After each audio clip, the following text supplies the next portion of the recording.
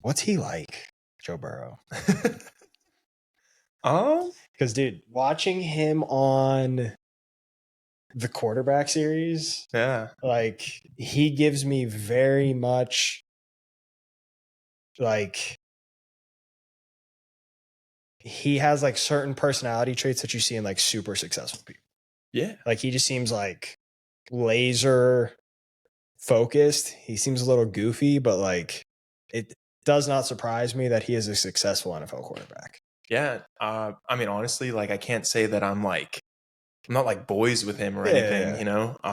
He kind of has a bit of a different like schedule than I do day to day in the building, or I guess had a bit of different schedule, but, yeah, I mean, always good leader, like, good, respectful teammate, good guy you could count on.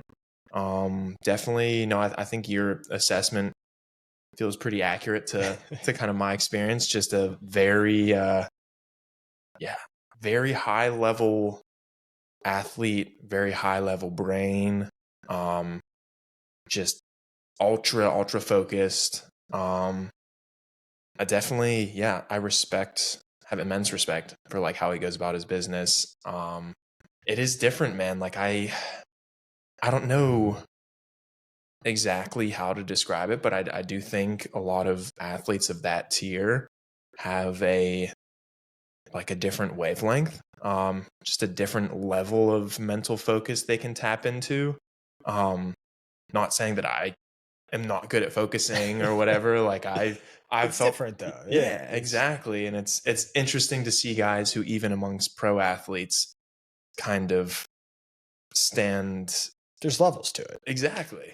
Which is kind of wild to see, like, even at the NFL level. Because in college, you know, having a successful career at Pitt, like, I would have thought that I was one of the guys who was like ultra focused, borderline obsessive on my job. And then like you get into an NFL locker room and like that becomes the standard. And then even among that, there's guys who are just like a little bit above the rest in terms of their ability to just be totally bought into what they're doing, into their job, into preparing, and to not lose, or at least from outside, how it looks from the outside, to not lose any steam like as you're going about a 18-week season, because that's another factor too, is just how long the season is, and to sustain like the level of focus that guys like that sustain through 18 weeks of regular season, not even talking about playoffs yet. Like it's unique for sure. Who's the best leader you've been around? Ooh, best leader I've been around.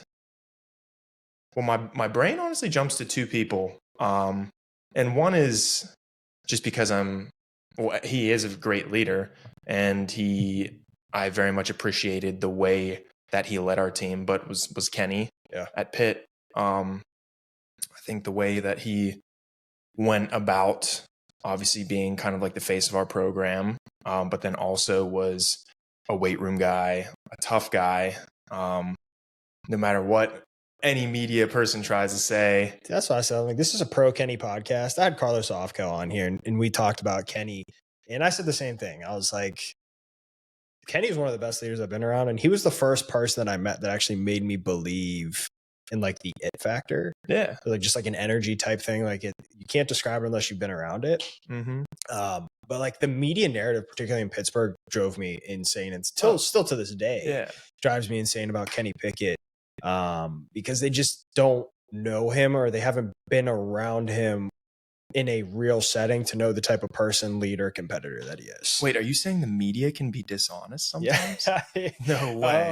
Wait, we need to cut this. Go down that rabbit hole real fast. But that's crazy. Like people, that's my problem with the media. Is they will, at their own benefit, in the snap of a finger, try and tear you down to get views and build themselves up. Yeah. I hate the media.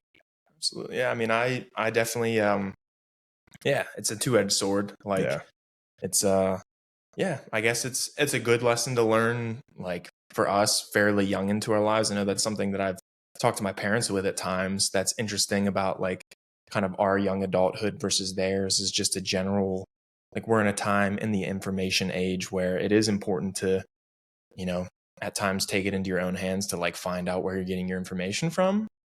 which is, it's sometimes, I guess, like is annoying to have to do that. Yeah. But at the same time too, it is a good lesson to learn of just like being a little self-sufficient in that way. Cause I don't necessarily, at least from the discussions I've had with my parents, feel like kind of no matter which side of the political spectrum you grew up on, like, I don't think it was maybe as much of a thing back then of like, everything you hear, you kind of have to like, if you want to formulate an opinion on it, it's worthwhile at times to like do a little research on your own. But yeah, there's I guess a silver lining to that cloud, but yeah. I also didn't mean to interrupt you. Who's your second? Okay. Leader. My second would be, my high school fullbacks coach, Kevin Sheridan. He's an awesome guy and a guy that I've grown to appreciate more as my football career has gone on, and it was something as an adolescent that honestly kind of drove me nuts at times. But he is a very strong Catholic man, and he, like, when you talk about a guy who like lives his faith and like always, whether it came down to like how you were practicing that day to like even what kind of music like we're playing in the locker room, like he was like always about like his Catholic faith and his Catholic beliefs, which are also, I'm Catholic, my Catholic beliefs, my Catholic faith. And there was he never compromised, I guess. Yeah. And it was something that like as a teenager, you get annoyed. You're just like, come on, man, like chill. Yeah. But then like, as I become an adult, like I've realized like that is so unique and was such a good influence to have on me at that age. And also the more people I've played through for the years or been coached through the years, I've also grown to really appreciate that there was a side of me that, because I never had any doubts about his character, it kind of opened the door for me to even more fully like invest in what I was doing and trust in him and believe in. Nobody's perfect. Like there's no perfect coaches, like there's no perfect anybody, but like someone who at least I felt like was consistent and always coming from a place of real care and real love, and real care about like my future. It helped me to buy in more fully and be more coachable. And then in the end, it was good for me because it made me a better player. It made me more coachable. It made me more prepared for college and the NFL. So that'd be my other person that I'd say just has been a great like leader in my life. There's a level of authenticity that can't be faked that I can really appreciate. And obviously, I'm Catholic as well. I've talked about that on the podcast. But like even outside of faith, as a coach, as a person, when people are like fully into what they believe in, they live it out, there's a certain level of respect that I gain for you, because there's a lot of people out there who will talk about being a certain way who aren't that way. Mm-hmm. And like you said, no one's perfect. We all make mistakes. We all, sin if you're a believer. But the people who truly live out their faith, and their mistakes are far and few between, and they don't seem to make unrepairable mistakes. Yep. And you gain a level of respect, whether it's a leadership, whether it's a person of influence in your life, because those people are so true to what they say and who they are. Absolutely. What was the feeling like of being cut, and was it unexpected for you? It's obviously like, it's not a great feeling, but it's I wouldn't say it was like totally unexpected. Like I obviously didn't think it was going to happen. Yeah. But like as soon as they sign someone else to compete with you, you're like, okay, like they potentially see a future without me. Yeah. So like, not that you change the way you're going about your business, but you're also just aware of like, okay, like it's you're aware that they're considering it. Yeah. And so I guess like the at least main challenge for me or something I tried to focus on was obviously continuing to grow, but also like not feeling like I needed to reinvent the wheel or like totally change what I was doing. Because I do believe, I'd done a good job. And so, yeah, it's interesting. It's like, do I agree with the decision they made? Like, of course not. But, you know, at the same time, like, I'll never say anything bad about Will, the guy who's snapping for them now. I think he's a great dude. He's going to do a great job. And, I mean, the reality is, man, like, it's like a part of the business. And I think something, I don't know, to avoid, like, because I always hate to sound like, I just hate to sound like a complainer in any way, you know? But, like, the one thing I will say that I guess I feel pretty strongly about, or more strongly about than I had prior to being in an NFL locker room and like learning about the business in the business, is that like the system you're in can make a large difference in your success. And obviously, you know, there's, as a long snapper, there's not that much variation overall to like what your job entails.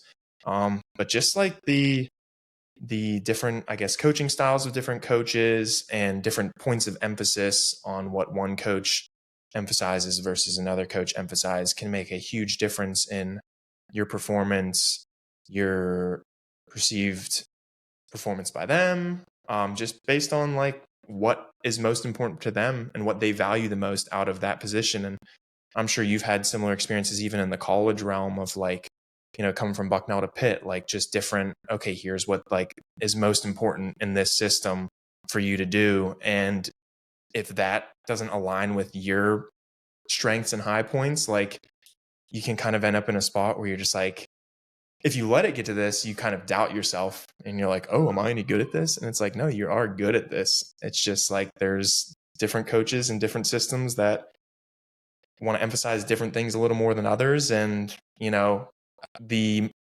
that's what's unique about, in my opinion, too, like the most successful, like your Hall of Fame type guys. And obviously how we started like talking about Joe Burrow, like obviously there is levels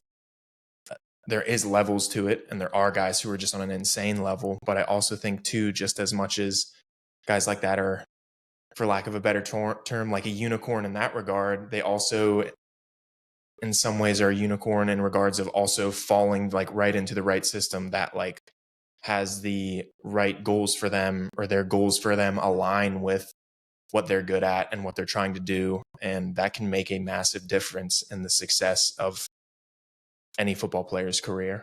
I don't think that can be stated enough. Yeah. Like that is something that is not like fluff or an excuse or complaining. Like where you end up matters. Yep.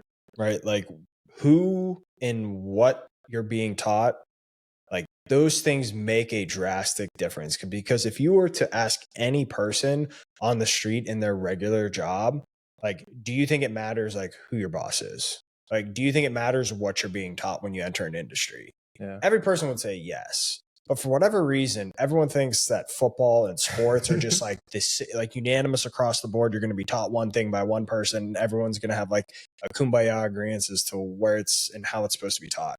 And it's just not that way. And one thing I've learned from, you know, talking to different people at different organizations and different levels, like there's a lot of dumb people in professional sports, that people that shouldn't be there, right? And whether that's nepotism or how someone got there, you don't know, but there are a lot of people that are in positions that they shouldn't be in, and players by default, particularly quarterbacks, I think that's like an easy one to isolate and examine, are left by the wayside to figure it out and have to coach themselves and teach themselves when they're really not capable at such a young age to have to do those things. Yeah. And the development of athletes is a skill, and it's not one that a lot of organizations are good at. Very few are actually good at it. Absolutely. No, I think it's interesting, you know, as you see like through the years, certain organizations that have just really struggled, and like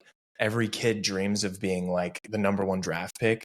But like you see guys getting drafted to certain franchises and you're like, now I definitely have more of a mixed view about it, where I'm like, dang, like that's awesome and what a moment. But you just know like, man, the stakes are high. Like when an organization is drafting a quarterback in the first round, or anybody in their first round, like they are expecting them to come in right away and like tangibly turn the program around. And did you see the clip? There was like a 5-minute clip of Tom Brady talking about this with Colin Cowherd.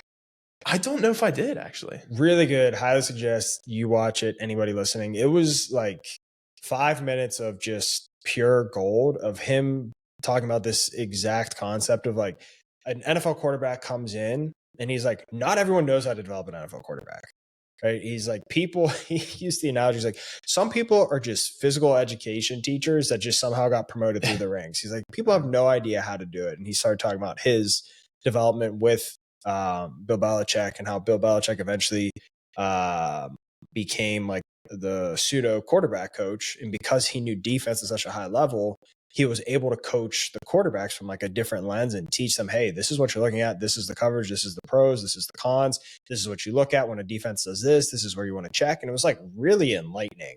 And I really wish Tom Brady would actually become an analyst, because it was like, I was like, this is what the media is like missing. Yeah. But it was like exactly to your point, and like what you were saying, like how important it is for young guys that you're the number 1 overall pick. Well, sometimes that's actually a bad thing. Yeah. Because like, think about it, it was the worst team in the NFL. Yeah.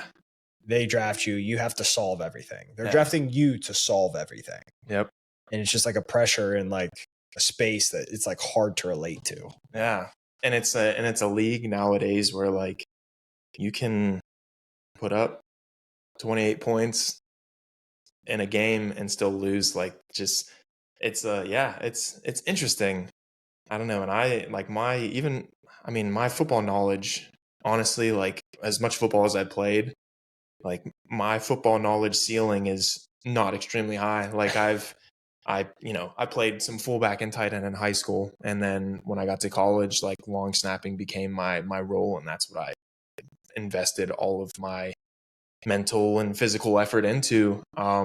So in terms of like schematics and things like that, like I'll be the first to admit, like I'm no genius in that regard, but it is just wild. Like from kind of in some instances with my job, like just finding myself as a fly in the wall with certain things going on in the league, like just the stories and the different lessons I've learned and just the perspective I've gained of the National Football League is definitely interesting. And I obviously love football, and I'll always love football, and I hope to continue playing football for a long time in the future, God willing. And so, I'm gonna stay ready, but it is just fun to like even talk with my dad about certain things, because he's a Pittsburgh guy, and I mean, his first football game he ever went to was the Immaculate Reception game. Like that's his like what a first game. Yeah, that's he grew up in the 70s in Pittsburgh, and like 70s Pittsburgh sports ran the world. Like Pittsburgh was the city of champions in the 1970s. Like no debate. It's just, I'm sorry if you try to debate that, you're wrong. Like it's just the facts. But that's just like what he grew up around, and like that's his standard. And it's interesting to talk to him through the years and just learning different lessons and different stories and experiences. And he'll be the first to admit of like, yeah, like Pittsburgh fans were like spoiled for so long with so many sports, and winning was just the standard. And then, the more ball you play, the more you realize like winning is not easy. Yeah. And like to win, like decisions have to be made, cutthroat decisions have to be made. And yeah, sometimes you gotta, as much as sports can be ego driven in some ways, and you have to have a level of ego to perform at a high level, on a big stage, it's also a league too, where like your ego will be checked every step of the way. And like, sometimes you have to know when to leave your pride at the door for the sake of not burning bridges and maintaining good relationships and just elongating your career, and just being like, hey, decisions have to be made. Like that's the nature of the beast. Like you don't agree with it, but it happens to everyone. And yeah, I kind of got off a little side tangent there, but was just some thoughts that kind of had popped into my head as we continued discussing. What is one of the greatest perspective changes that you've had, or lessons that you've learned from some of the vets you've been around? Let's see. Well, I guess one is more like has touched me from a like more personal side is just that a lot of times some of the guys who get the most airtime and the most time on the microphone can make professional sports look like just a world where there is not a whole lot of virtuous men, but there are some very, very good men that I've gotten to know. And just as much as, there are some guys who, have gotten a little caught up in self and the what we would refer to as Christians as, the temptations of the world and things like that. There are guys who also have been tempted as everyone else has and used it as an opportunity to like grow in strength, grow in faith, and are just like the closest things that I've ever seen to like Supermen, just dudes who are like athletic, strong, like traditionally masculine men, but also like rooted in faith, rooted in virtue, and have no fear of like what anybody else thinks of them, what the world thinks of them. And it's funny how it seems that at times correlate to those being the guys who never end up with the media around their locker room. But who are some of those guys, would you say? I mean, well, one guy I definitely have an immense amount of respect for, and he does get a good amount of media attention, but it's all for good things, is Ted Karras. He's a strong Catholic man and a good guy to look up to. And I mean, he was in New England for a number of years before coming to Cincinnati, won, I think, maybe 2-3 Super Bowls with New England. And he's a man of faith. He's a man of virtue. It's just a great guy to look to and be like, oh, it's possible to be a high level professional athlete and also like be a man of God. Like those things aren't mutually exclusive. And that's just been very good to see, especially too, from a perspective of, like one of the things that's been interesting with the way the NFL is now is, this is going to be, I don't know if this will be an interesting side tangent, but the culture of marijuana abuse in professional sports and NFL specifically, it's interesting because you don't want guys abusing any substances, or, whether it used to be more guys were drinking to self-medicate and it's shifted to that. And even in the CBAs between, the Players Association and the ownership, like they have lightened up a ton to the point where like there's one test a year at the beginning of camp and guys literally call it the stupid test because it's the one time a year you're tested for THC, and it's not even like what your average employer would like. This is from my understanding. I'm open to anybody fact checking me, but to my understanding, it's not even like you can't have, like there's like a threshold when they test for these things, and like the threshold of like parts per million, whatever, per like I don't even know how they do it, but beyond my knowledge scientifically, but like the threshold of what it counts to pass this test is also like higher than what most employers do. So like you have to have like somehow like consumed or smoked weed like literally the day before or the night before your test to like fail this test. Like it's pretty easy to pass. Yeah. Anyway, that's getting onto a little side tangent, but it's just interesting how like those are the small things in a locker room where like as a man of faith, like I've kind of tried to grow and like, I'm just trying to live more of like a sober lifestyle. Yeah.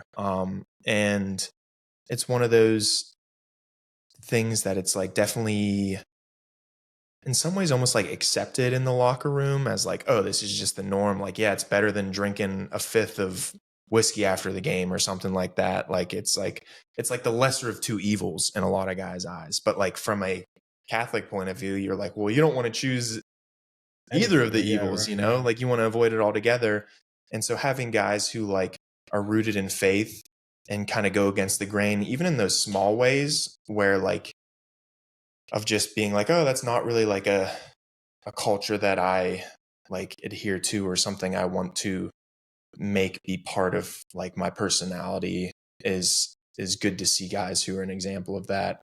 I feel like I kind of went on a little tangent. I'm not exactly sure what I was trying to say with that, but I guess just seeing that there are guys in a locker room who are, even in the battles that most people wouldn't even look as battles, there are guys who are like adhering to the faith in like every way. Yeah, rooted in principles. Yeah. And it's not to say, I'm big on like the difference in like, it's not judgment of others. I don't like, anyone has a right to kind of live their own life, in my opinion, right? It's just like the values and principles that I hold, those like certain things are just, I don't do those things. Yeah. Right. And being able to stand in those in temptations, or when someone, you want to be liked, you want to be part of the group, but you have to be rooted in your principles, particularly like when you're a man of faith. Like those are the moments where you really earn the right to say I'm a Catholic, right? Yeah. Or you earn the right to say you're a Christian or whatever. Is like when you are most tempted to do those things, to be able to say no.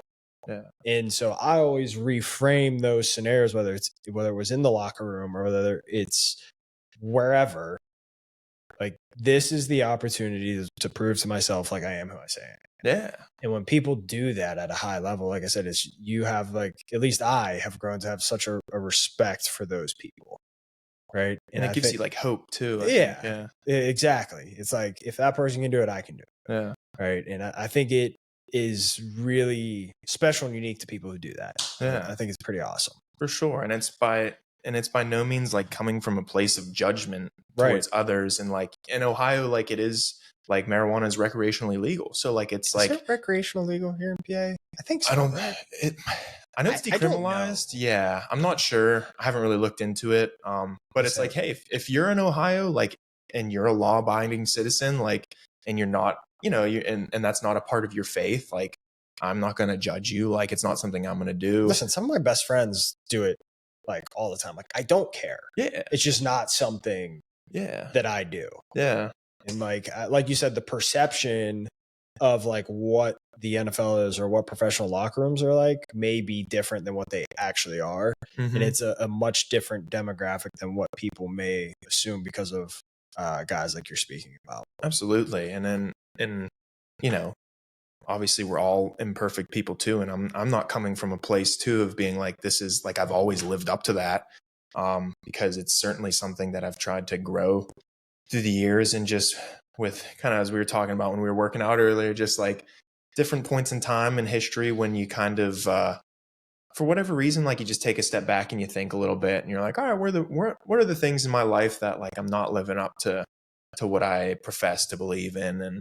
And it's, I guess those are the blessings of like the times that are unsettling, is it gives you a chance to take a deep breath and take a step back and be like, hey, like there's some things I can do to improve myself. And like, if I claim to be a Catholic, like the old saying goes, like if you, I don't even know who said this originally, but it's like, if you were on trial for being a Christian, like, would they have any evidence to persecute you, And it's like, it is something that's like short and sweet and simple, and it does make sense. You're like, hey, yeah, that's true. Like if, like as much as I can talk to you about it and like, we can put this on the internet and be like, we're Catholic. Like, if today, like we were, for whatever reason, someone was like, we need to convict them of being Catholic, like, would they actually have any evidence by how we lived our lives? And that's definitely been something too. It's always going to be a battle, but it's, you hope and you pray that with each year of your life, you can get a little closer to actually living that out. Yeah, it's funny how simple sayings like carry like a lot of weight. One of my favorite sayings ever is like, preach the gospel and then sometimes use words. Yeah. Right? Like you should be able to tell relatively, right, if I am, a faithful man or not by how I live my life. Right. And I think that's something I subscribe to, and I do my best to just live things out, not make decisions for an intended outcome, like we talked about, off air when we were grabbing a workout before this. But like just by being something. Right. And like that just, I just do something because that's who I am. I don't have to think about it. It just becomes a natural reaction. And it's really hard to get to that standpoint, but that is something where I aim to grow in every day, is to just be a Catholic, not thinking about doing, but just being, right? And let that be a part and a function of who I am. Yep. And I think that's a function too of like a well-formed conscience, you know? I think it's something that, and it's funny how that works because like as your conscience forms more, like you realize more and more the ways that you've like been a hypocrite in your life. Oh, absolutely. And so it is like a two-edged sword where then, and I guess it's healthy because it keeps you from becoming prideful. Yeah. But it's like when you do feel God working in you, and then like it brings to light all the ways you've fallen short, you're like, oh man, like geez Louise, like I would not like me if I didn't know. But it's interesting though too. I've had the chance like since being unemployed by the NFL to do a little more reading and like we were talking about earlier, been diving into a couple shorter C.S. Lewis books, and he definitely does a great job of like talking about like the importance of conscience. And it's interesting too because, you know, something that has become, I guess, a buzzword around Catholicism is like the concept of Catholic guilt. And it's interesting because it was one of those things through the years, and it certainly can be overdone in ways, but, and I wish I had the words to like talk about it as profoundly as C.S. Lewis does, but he does a really good job of describing how like in some ways like we have become a little bit of like a shameless culture, and this might be a hot take, but like that's not a good thing, because if you truly are like looking at humanity from a standpoint of like we're all fallen beings, and like only through like God at work in us and like reforming our souls that like we will truly be able to love and like be ready to be united with God in heaven. There is a level of like we need to be changed. Like we all need to be changed. We're not like, we want to be like, oh yeah, like we're all people, and like you want to like put your faith in humanity. And I'm not saying we shouldn't try and like have hope in humanity, but at the same time too, like it's not humanity that's going to solve our problems. Like it's Jesus. And so I'm sounding a little preachy, but it's just like it's interesting. I've been loving reading the way that C.S. Lewis talks about just the concept of like, obviously it's not like a self-hatred or like a, you know, a depression or a desolation of like, oh, we're all screwed, but it's also just like we need to be wary of like pride, and there is a healthy level of, should be a healthy level, I guess, in our consciousness that we are aware that like we're imperfect, and not that we should be overcome with guilt, but like in a way like our guilt and our shame for our fallen nature has the, if in the right realm and if in a healthy way, and backed in like love, like should help lead us closer to God. But yeah, there's another little side tangent there. No, even to reframe it from like a non-religious perspective is like, people forget, going in the shame route, like some of the greatest enforcers of changed behavior are shame and embarrassment. And if I do something and I feel shame, that should change behavior. So society, and again, that's very broad and generalized, but society has started to create where we want to remove emotion or these feelings that come to us instead of really exploring and understanding them. Mm-hmm. If you feel shame or embarrassment, sit in that for a little bit and understand that. Are you feeling shame because you did something authentic to you and someone is, you know, judging you? Can you sit and rationalize that? Like, should I feel shame for like my religious beliefs or this conversation? If I feel shame because someone gives me a hard time, I would sit and then I'd be able to reflect and I'd be like, no, I feel strongly rooted in what I believe. And at that point, I can then say, okay, this shame was just because someone's opinion hurt my feelings. Versus if I do something, I harm someone, or I do something that would be perceived as like silly or embarrassing, right? And I feel that shame, then I can sit there and analyze and be like, I probably shouldn't do that again. Yeah. Like that's not a representation of who I want to be. Mm-hmm. And so I'm very much against like just, be who you are, and you talk about this in a way, you have been talking about this, is like two thoughts can be true at once. Mm-hmm. I'm not perfect. I always want to grow. in that same breath, I am aiming to be the best person I can be and the closest to perfection that I want. Yep. Right. And I think we really struggle as humans to recognize that two thoughts can be true at once. Yeah. And we need to be able to understand, like, hey, like, you know, from a sports perspective, I'm not the best in the world, but I'm going to train like I'm the best in the world, and I'm going to believe I'm the best in the world. Mm-hmm. And like two thoughts, conflicting thoughts can be true at once. You just have to know how to implement them and when to lean into which one. Yeah, absolutely. And I think that's another way too that just sports have helped me grow so much as a person, is because it like reinforces those beliefs, like you said, where yeah, like you learn to live in that middle ground of like, hey, I think I'm the best in the world at this, but also I think I am so far from perfect at this. And just like every day, like you're tapping into both, where you're like, I need to get better, but then I also like believe in myself that I am like better than anyone else at this. So that's, yeah, another way that I think it's like sport is such a valuable thing to young people and to develop you like as a person altogether if you let it. What are you leaning on right now being cut for the first? Because I believe you're practice squad at all times, right? Like this is your first time being unemployed from the NFL. Correct. Yeah. So like, what are you leaning on right now? Because you have a very unique story for those who don't know it. Like you were a walk-on, you became a scholarship guy, you became, you know, a finalist. I forget what the long snapping award was. The Manley Award. The Manley Award. Thank you. Like you started basically at the bottom and you've worked your way up to this point. Like, do you ever sit and reflect on that? Or are you purely leaning into your faith? Like, where are you right now in developing the resilience to go through this cut process? Yeah. I think it's like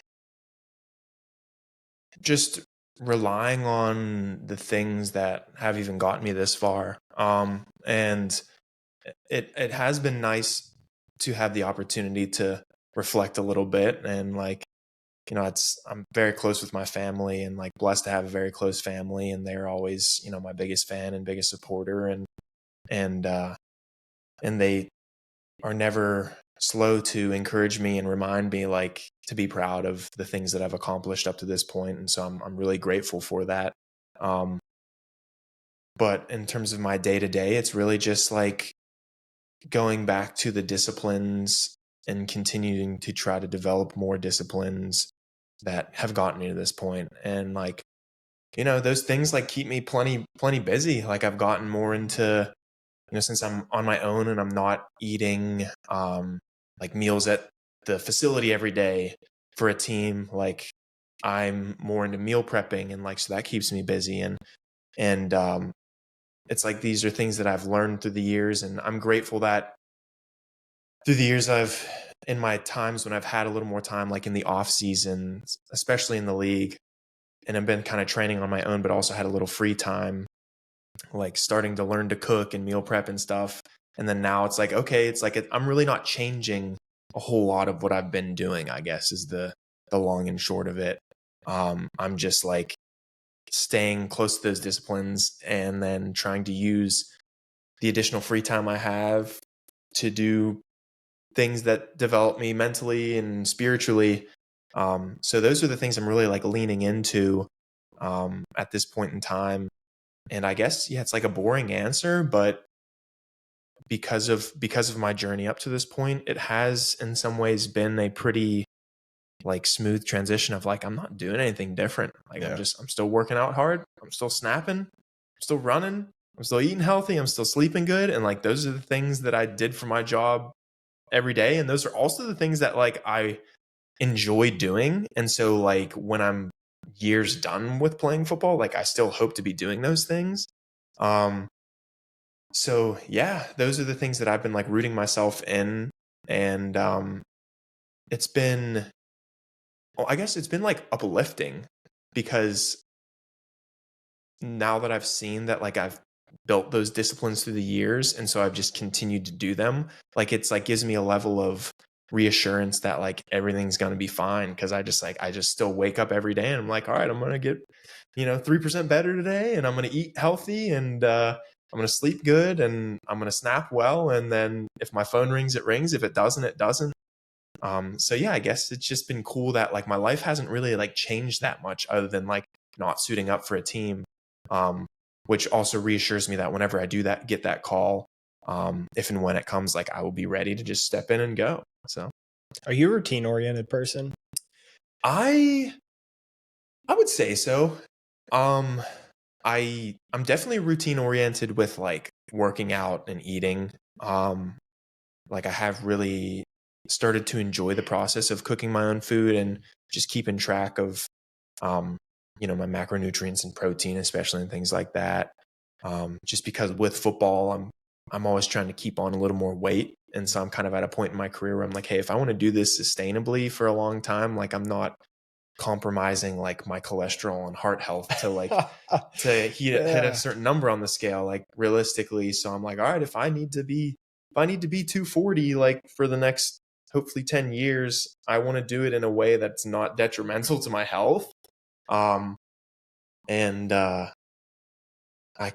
sorry, I kind of forget what your initial question was. Are you routine oriented? Routine, yeah. And so because of that, it's built in me like these routines that have now just become things that I don't even, I guess, think twice, or I don't even like consider it as much of a routine as it's just like how I like to live my life, basically. Yeah. One thing I want to go back to, you mentioned earlier when we were talking, is the length of time that the NFL season is and how exhausting and draining that can be. Can you give me a little insight of like what that is like in the monotony of a long season? Oh, it's like Groundhog's Day. Referencing a good 80s movie there, but it's no, it is a wildly long season. And I think the time in the year that it definitely hits you is when like the college season is wrapping up and then they're playing bowl games and it's like mid-December and you're like, we still have 3-4 regular season games left. Like that's when you're like, oh my gosh, like this may never end. Yeah. And not that you like don't appreciate the opportunities, but and hey, you know what? I could be unique in saying this, but if I was a betting man, I would put my money that I'm not unique at all saying this, but there are a lot of games when you were like driving into that stadium and you're just like, am I really doing this again? Like, and not that you don't like do what you need to do to get prepared. And once you put the pads on, like your central nervous system starts to fire up and you get ready and you are ready by the time the ball kicks off. But like I would argue that, and this is one of those things that I guess people outside of the realm of sports may not understand, is like I would argue that there is a vast majority guys in the NFL that a lot of those Sundays when they're driving to that stadium and they're like, am I really about to like put my body through this again? Like, and they're like driving in there on game day, like questioning everything, you know? Yeah. I don't know. Like I said, I'll put that out there. There could be people who don't want to admit it. I could be crazy for saying that, but I don't think I'm crazy for saying that because it is a grueling season. But the one thing I will say as well is that it's interesting. Everything up to Halloween goes super slow. And then I feel like everything after Halloween flies by. It's interesting because like those first, I guess it's what usually like 8-ish weeks, 8-ish weeks up until Halloween. And even like looking at your record when you're like, oh, like we're 6-2. And you're like, we're 6-2. Wait, that means we play 10 more games here, like 9 more games. Like, oh my gosh. Yeah. And then after like Halloween, then it's like, Thanksgiving's coming up. And then Thanksgiving is usually an excuse for like you to be around some family some more, like practicing on Thanksgiving or playing on Thanksgiving is always fun. Like it just like takes you back to like why you signed up for football as a little kid, you know? And it helps you refocus on that. And then when you get close to Christmas, like Christmas is coming, there's the excitement of the holidays and family again. And it's also another opportunity where you take a step back and you're like, wait, this is really special. Like this is a blessing. I get to do this. And then you get to Christmas and then New Year's is like, oh, it's New Year's. We got 1, maybe 2 games left in the regular season. I can power through and finish strong. And then you're ready for playoffs. So, I don't say any of this to sound like I'm not appreciative or that I have a like pessimistic or like dreary view of the season, but it is a long and grueling season. And I guess, too similar to what we also said about two thoughts going on at once. Like, it is very possible to love football and be super passionate and motivated about it, but also a lot of the days when you're driving into the building or going to a game, be like, what am I doing? You know? Yeah, it's real. Cause like I think like the Groundhog's Day is a really good representation. It's the same thing over and over, but what's different with like football versus really any other sport in the world is like, you're putting your body through hell. Like, you really are. Like, humans aren't like meant to just run into other humans every single day for a 17-week period. And that's just the season, not even counting camp and preseason and postseason. Like, it is not a normal human function, and you have to be like wired totally differently to be able to put your body through that. And it does wear on you. And you do have these thoughts and you're like, why am I doing this? Or even going back to college, I mean, there's days where it's like, why am I doing this again? My alarm goes off at 4:30 in the morning, knowing I have to, do the treatment, get taped, go breakfast, have meetings, have practice. And then by the time you're done watching film and everything, it's bedtime. You do it all over again. Yeah. And that process can wear on you, where it's like you finally finish something and you're like, well, if I don't go to sleep now, I'm going to be exhausted tomorrow. Yeah. And like it wears on you. And so you have to find ways to be able to like stick through it. When you are driving to the stadium, you're like, am I really about to do this again? How do you get yourself reframed to be ready by kickoff? Like, what's your process? Yeah. So honestly, going back to another saying, that kind of helps me align my thoughts is the old, like, I think it's like a Native American, I don't know if like proverb would be the right term, but it's like we each have two wolves. The one you feed is the one that wins. Oh, I love that. It's a good one. Just talking about how like you got the one wolf that's like just speaking doubt to you and like, oh, I don't want to do this. Like, I'm sore, I'm tired, like whatever, it's freezing cold or it's raining. Like, why we got to do this today? And then there's a party that's like, this is an opportunity. Like, this is what I love to do. This is what I've dreamt of doing for a lot of my life. And so for me, it's just like acknowledging where I'm at, being in the moment, being like, hey, it's okay that I feel this way. Like, there's nothing wrong with me for like when I'm driving into week 15's game and it's 30 degrees, being like not super like, woohoo, this is fun, like positive. There's nothing wrong with me for feeling that way. But then it's like acknowledging that and like being like, hey, that's fair. But like, and then just reinforcing all the positives and how much of a blessing it is to do this and how hard I've worked and how I've prepared for this and how I'm ready for this opportunity and how all I have to do is just give my 100%. Like, there's no one's asking anything more from me than to just give my 100%. And like, we can all do that every day of our lives. So you're not doing anything different than you did any other day of your life or any other day leading up to this. All you're doing is just showing up and giving your best. And so it's just feeding myself with just those good thoughts and those good words of encouragement. And then spend some time in prayer and talking to my family on the phone a little bit. And then, and then just start loosening up and always bringing it back to breath. Like, it's not a complex formula, it's just like, learn how to control your breathing, learn how to take deep breaths, learn how to realize first and foremost when your heart rate's accelerated, when you're thinking things that are just coming from a spot of stress in your central nervous system because you're playing a violent sport, thinking like that you're going to battle or something. And so it's like sending all these alerts and whatever. I don't know a ton of like the true scientific side of it. It's just like the primitive like feelings and emotions, nervous system that we have. Like, they talk about like the hedonic, like, evolution of like humans, right? Mm-hmm. And like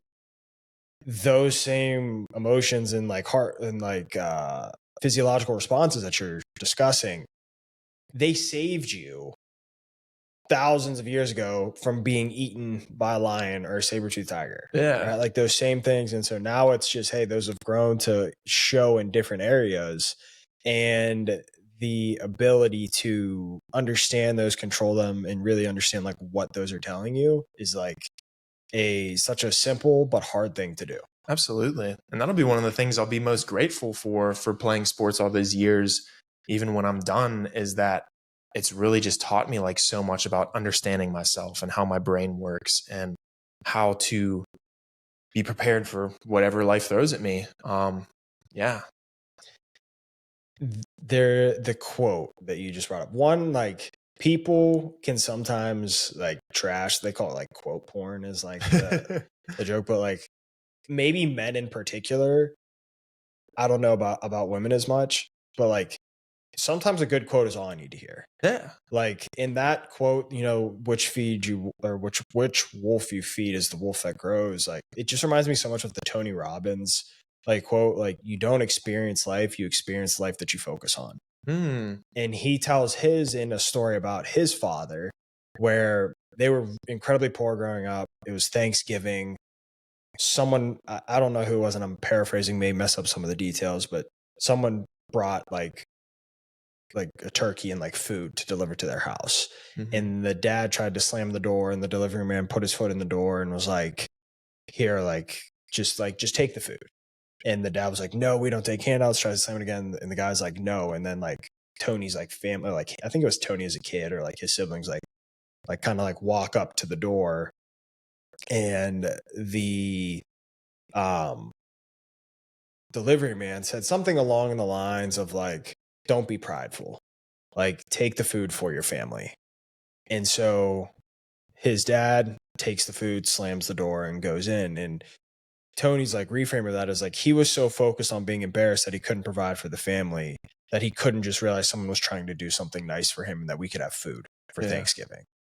And I think it's just like such a powerful anecdote on like when we are going through life and something happens. Like you said, it's not like you have to be a positive Polly, right? But like you can choose what you focus on in those moments that can make things more tolerable, more bearable, and give you the perspective to take a step forward in the right direction.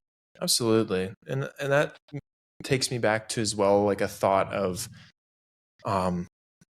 and I was blessed growing up. Like I have a great family. We grew up in a nice part of town. Like I went to good schools. I went to Catholic high school. Like I'm very blessed.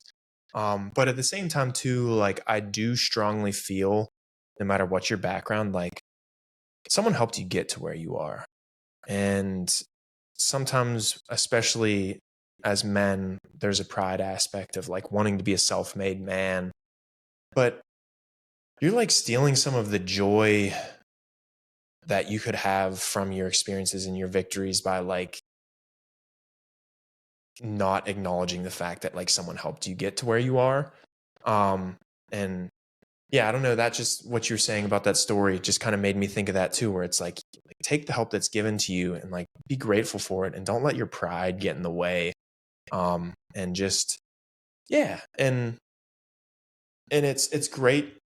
It's just great to celebrate your wins with the people that helped you get those wins, and they deserve acknowledgement as well. And it's never should be taken as a man as like someone trying to make anything less of like the hard work you put in to get what you have and to get where you got. But at the same time too, like somebody helped all of us at some point in our life, you know? Yeah, that was just a random thought that kind of came from that story too. And people want to help. Yeah. And you, not you particular, but like in general, to give someone the ability to help is doing them a service as well. Mm-hmm. And I have to do a better job of this because I don't like asking for help on certain things. Like, for example, a really good example was last night I was at my in-laws and I'm like carrying like 20 different things as we're trying to like get my kiddos out to like go home. And so I'm carrying like different bags, backpacks, like different whatever bottles in my hands. And everyone's like, hey, like, let me help you. I'm like, no, I got it. Like, I got it. And like, I go to like pick up my daughter and my grandmother's like, or my grandmother or my mother-in-law, excuse me, her grandmother is like Colin just like, let me take Charlie. And so like, I'm like, okay, fine. Like if you insist. And like, I don't know what it is like with that. My thing I say is like, I don't like to ask for help because then when I do ask for help, I really need it. Like I never want to be like a beggar or like someone who's like a drag on someone's life. But I do need to do a better job of just like letting people help when they want, because people do get a lot of joy and satisfaction of helping. And I'm one of those people. Like I love to like do things for people and help people, and it's not a burden on me. Mm-hmm. And so I need to remember that when I'm in those positions where it's like, I don't need to be prideful. Like I can ask for help. Yeah. And I mean, and not to sound like a hippie or something here, but like the world is going to be a better place if more people ask for help and give help. And if you ask for help and someone helped you, there's maybe a better chance that the next time someone asks you for help, you think of the time someone helped you and you help them. Absolutely. And that's it forward. Yeah, that's pretty like elementary school sounding, but like, you know, sometimes life isn't complex. Like it's hard, but it's simple, but it's hard. And I think it might have been Coach Strap actually back at Pitt that at one point was talking about like some of the most difficult things in life are like also the simplest things. Yep. But don't confuse, like, don't make anything more complex than it needs to be, but also realize too that some hard things are very simple. But it doesn't mean that they're not hard, but it doesn't also mean that they're not simple. So. Yeah. How is Strap? Have you talked to Strap recently? I got to reach out. I talked to Strap last time I saw him in person, actually. So it's been a couple years when we played the Buffalo Bills at home on Monday night, my rookie year, the Damar Hamlin game. Was that your rookie year? Yeah, Strap was at that game. Oh, was he? Yeah. And so we had connected, and it just worked out with his schedule to come to that game. And yeah, I feel bad that was the last game he was able to make too, because that was not by any means a stress-free night. In a weird way, I don't know. I mean, from my perspective, selfishly, like nothing's ever a coincidence. And I definitely like on that day, like what a blessing, because my brother came to that game too. And so it was such a blessing for like a Monday night game, which typically my parents or family hadn't been able to make it to Monday night games just because like they got work. And for my brother and Coach Strap to be at that game, so that like I was around people that I loved like during that crazy night, was definitely a blessing. So appreciate Coach Strap being there. Sorry that was the last game that you were able to make it to with me as a Bengal, but you know, definitely love to catch up again with him because he's an awesome dude. What was that game like when that happened? Like what were like the true emotions on the field? Because like I remember talking, like honestly, like knowing Damar, I had a hard time actually going to work the next day. Like having those emotions, not knowing like if he was going to be okay. Like I actually felt like distracted, like from work, where I was just sitting there thinking like, I hope he's okay. Yeah, it was definitely like just one of those. It's weird because like sometimes in those days and moments that you look back on and we're like, that was wild. Like in the moment, you're just kind of like so it's shock of like what's going on that you don't really like realize what's going on. But yeah, it was definitely, I mean, like praise God that, you know, he fully recovered and is back to playing ball. And I mean, a massive shout out to like our athletic training staff, all the people at the Cincy hospitals, like the care that he got was like world class, man. And they just did some amazing work. So you can never like neglect to thank and praise those people for just doing their job well and, you know, saving someone's life. But yeah, it was the one, I guess, like, not to sound like morbid or anything, but the one moment that I was like, will always kind of be etched into my memory that was just like, whoa, like what is going on, was when there was a bunch of people around him on the field. And like, you know, when someone goes down, like you can kind of sometimes tell like, are they cramping or like did they blow out their knee? You know, like you can kind of tell by some of the looks in the faces of like, okay, like someone's injured pretty bad, and like you couldn't see where he was laying on the field from where I was out on the sideline. You just saw all the people around him and then guys kneeling around. But I was like standing on the sidelines and Joe Mixon was walking off the field like with his helmet off. And don't get me wrong, like Joe Mixon's definitely a pretty animated guy. Like he's when he's on game day, like he's in go mode and is a pretty emotionally like just excitable guy. But he just like was walking off the field, and I don't know who he was talking to in particular, but he was like, "Bro, they say he's not gonna make it." And I overheard him saying that walking off the field. Like, I don't know who exactly he was saying it to on our sidelines, but I was like, whoa. Yeah. Whoa. Like, because you see someone injured and you're just like shit, man. I hope they didn't like tear their ACL, or like, I hope they didn't like blow their Achilles out. And then like when he said that, it was just very, it was like confusing more than anything. I was like, what? Like, what do you mean he's not going to make it? Like, not going to play the rest of the season? Like, like, and your mind doesn't go to death. Yeah. You're just like, it's like beyond your comprehension. Yeah. And like your worst nightmares of like what you think you would witness on a football field. Yeah. So that was definitely an unforgettable moment. And yeah, the rest of the night, like I just remember them getting him in the ambulance, driving off the field. And then they'd send us all to the locker rooms, and I have immense respect for Zac Taylor. I think he's an awesome guy, awesome coach. And I believe it was him who kind of like came in and addressed our team and was just like, hey, like I want the captains to go to Buffalo's locker room. Like you talk with their captains, we're going to decide what we're going to do. Because not to talk shit on the league, but like, I don't know, like they might have had us finish that game. I don't know. That's all speculation, and it doesn't matter. And it's all water under the bridge because they made the right decision in the end. But Zac Taylor was the one that was like, this is serious. Our captains are going to their locker room. You guys are making the decision on whether we finish this game. And we, as the coaches, are supporting you.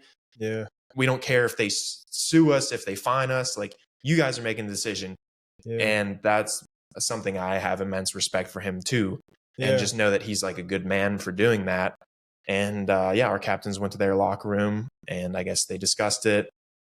We were praying in our locker room, and came back, and they were just like, hey, like we're like, this one's gonna call it off. We're gonna figure it out later. Yeah. And everyone just kind of like showered and went home. And then I had the chance to see Coach Strapp and my brother. And yeah, it was crazy. We kind of had a feeling like we wouldn't be able to get into the hospital because it was obviously, it was in that night as well too. Like it was Monday Night Football. Like it was like world news, you know? Yeah.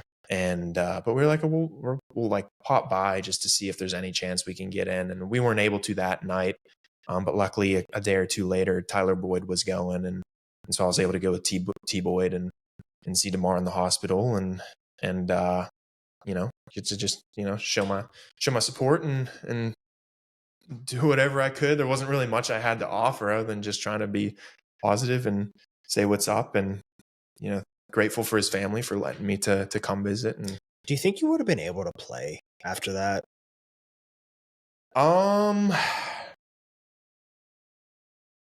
Well, and this is I think the short answer is like, if you were forced to, I think everybody could have gone out there and played. Yeah.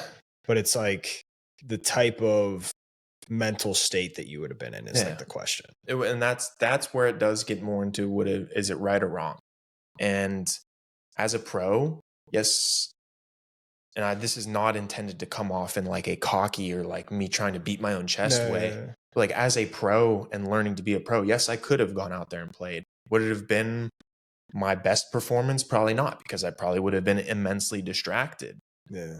But have I also learned through the years strategies and ways to focus myself when I feel immensely distracted? Yes, I have. But would it have been right for us to finish that game? No, it would not have. And am I glad that we didn't? Absolutely, yes. I'm very glad that we didn't, no matter what the result would have been. And so it was interesting. I remember watching on TV the broadcast, them like zooming in on like Stephon Diggs, like trying to like rally the troops on Buffalo, right? Like trying to like get guys pumped to play if they have to. Yeah. And there was just no response, like from the Buffalo sideline. Like just the guys like were just like looking distraught. And like you never know unless you're in the situation. But I remember like telling my wife, I'm like, I don't know if how I would have, like if I would be able to play or not.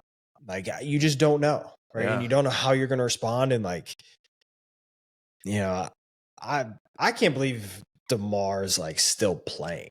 Yeah. Like I give him an insane amount of credit. Yeah. For that. Because, absolutely. Like just remarkable. No, but there is not a logical person in the world that would think any less of a man of him if he was like, I'm good. Yeah, I'm good. I'm good. Like, shoot.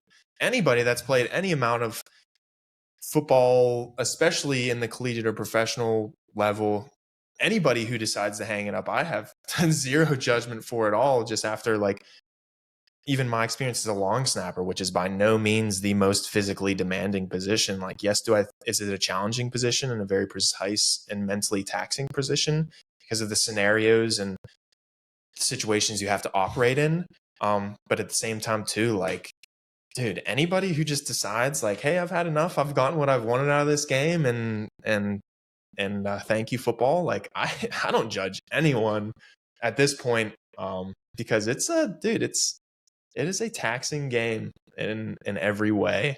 But it's a beautiful game too, because you just learn so much about yourself. And I think that's gotta be one of the reasons why you and I like feel so similarly about football and so grateful for it, is because of all the things you learn from playing it. What is your process for dealing with the pressure of long snapping? Because it is precise, and like being off an inch makes a difference. So like, how do you rationalize that pressure? Yeah. I mean, for me, it just really comes back to being where my feet are, controlling my breathing.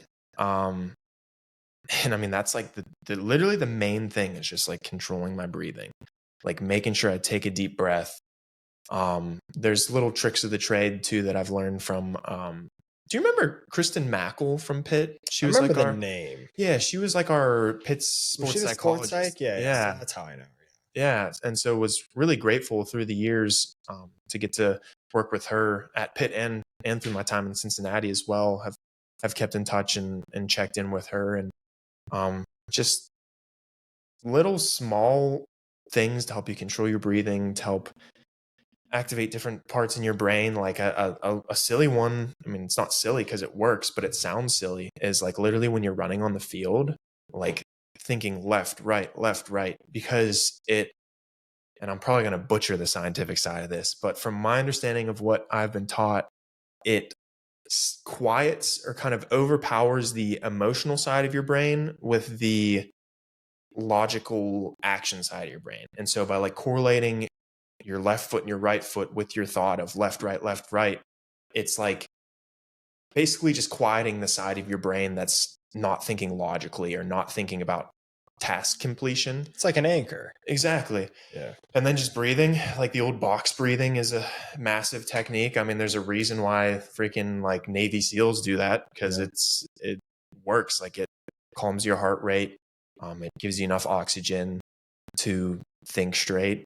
And then, I mean, I'm a big buzzwords guy. Like I definitely have through the week and in warm-ups, I kind of root myself in like one or two words that I kind of think and repeat, that help me do my job. Because the reality too, man, is like, I don't, when I go out there, like, and this could be a hot take, some people might think differently, but I believe that going out there and trying to be perfect is stupid. Yeah. I think you are stupid for telling someone you have to be perfect or you need to try to be perfect. Yeah. Because you're never going to be perfect. And you're probably going to be worse trying to be perfect than just trying to do your job really well and trying to be excellent. I try to be excellent. I know that I'm not going to be perfect, but I try to be excellent and do what I know how to do to the best of my ability. And so those are the type of things that I tell myself is like my buzzwords, rooting myself in my breath, the little tricks of the trade to quiet down the emotional side of the brain, and then just not trying to do too much. Like that was one of the things that I always talked to Kristen Mackle about, was like the way she would say it is like, nobody needs extra Cal today. Like we don't need the extra version of you. We just need Cal. We just need Cal, and Cal's 100%. No extra Cal. So that's always something that I would like write down, or like my teammates probably think I'm crazy if they ever look in my locker room or in my locker, because I always would do, the goal cards we did at Pitt. Yeah.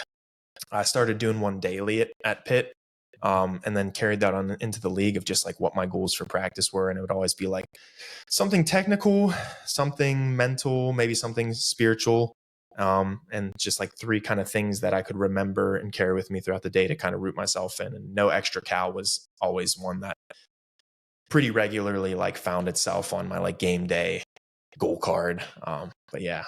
No, that's awesome. Well, hey, I appreciate you coming on, man. I could talk to you for hours, about all this stuff. If you were to give one piece of advice to any long snappers out there, or anyone trying to make it to the NFL, what piece of advice would you leave them? Simple as, you need to believe first, and believe with like all your heart. Nobody else, not many people other than people that already love you, and even sometimes they aren't going to believe in you until you believe in you first. And I was blessed to have a family that believes in me, and coaches that believed in me, and teammates that believed in me, and that's a large portion of why I feel I have had the success I've had, because I've been around great people.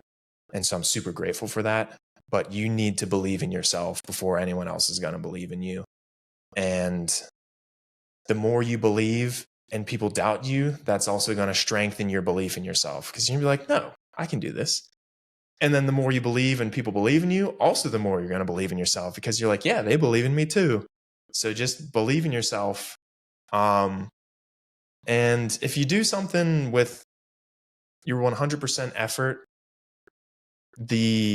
whether you succeed or fail on paper, like it's always going to be a valuable experience. So that should be another reason to believe in yourself, and to, burn the, what's the old saying? Burn the bridges or whatever, like not burn the, is it burn the boats? Burn the boats. Burn the boats. Yeah. Not burn bridges. That's a different thing. Don't burn the bridges. Don't burn bridges. Burn the boats. So yeah, just believe in yourself. That's awesome. Well, hey, I appreciate you, brother. If people want to reach out to you, or if there's anything that you're working on other than the NFL, what do you have to promote, and where can people reach out to you? Definitely social media. I'm more active on Instagram than X or any other social media at this point in time, but my handle's just my name, Cal Adomitis. And yeah, I'm also trying not to spend too much time on social media, but that'd probably be the best way to get a hold of me. Heck yeah, brother. I appreciate you, man. Listeners, thank you for tuning in. Tune in next week. Check us out at athleticfortitude.com. Download the pod, subscribe on YouTube. 5 stars only, baby. Thank you, guys. Appreciate you, Cal. All right. Thank you, Colin. Hail to Pitt.